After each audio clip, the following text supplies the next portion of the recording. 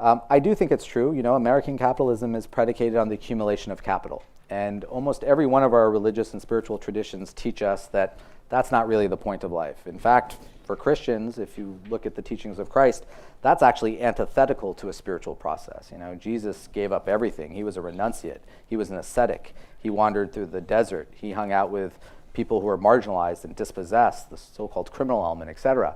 He did not worship money or power, etc. Neither did Buddha, and you could go through all the spiritual exemplars.